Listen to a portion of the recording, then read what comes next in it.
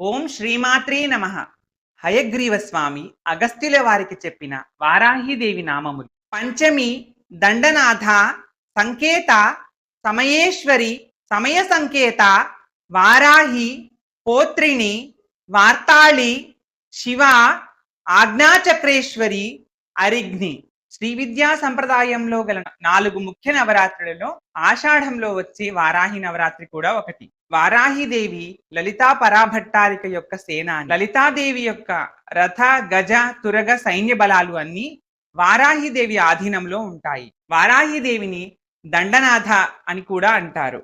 అమ్మవారి స్వరూపాన్ని గమనిస్తే వరాహ ముఖముతో 8 భుజాలతో శంఖము చక్రము నాగలి రోకలి పాశము అంకుశము వరద అభయ హస్తాలతో భక్తులకు దర్శనమిస్తారు. ఇది బృహద్వారాహి అంటే మహావారాహి యొక్క స్వరూపము. ఇంకా లఘువారాహి స్వప్నవారాహి ధూమ్రవారాహి కిరాత వారాహిగా కూడా అమ్మవారు ఉపాసకుల పూజలు అందుకుంటారు. పరాశక్తిలోని సౌమ్యము శ్యామలాదేవి రూపమైతే ఉగ్రత్వ రూపమే వారాహీదేవి. శ్రీవిద్యా గద్యంలో అహంకార స్వరూప దండనాథ సంసేవితే బుద్ధి స్వరూప మంత్రిణ్యుపసేవితే అని లలితా పరాభట్టారికను కీర్తిస్తారు. దేవీ కవచంలో ఆయు రక్షతి వారాహి అన్నట్టు ఈ తల్లి ప్రాణ సంరక్షిణి.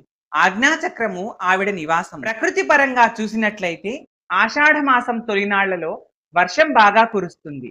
రైతులు భూమిలో విత్తనాలు చల్లడానికి తయారవుతారు. దేశము ధాన్యముతో సుభిక్షంగా ఉండాలని ధాన్యలక్ష్మి స్వరూపమైన వారాహి దేవిని ఆరాధించడం జరుగుతుంది. వారాహి అమ్మవారిని స్మరిస్తే శత్రునాశనం జరుగుతుందని భక్తులు భావిస్తారు.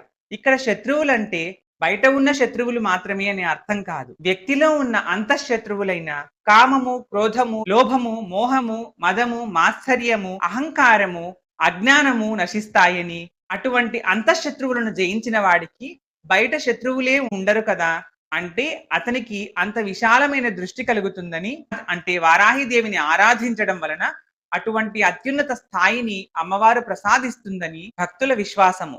అమ్మవారిని భక్తితో ఆరాధించి ఆమె కృపకు పాత్రులమవుదాం. ఇలాంటి మరిన్ని వీడియోల కోసం ఈ ఛానల్ని సబ్స్క్రైబ్ చేయండి.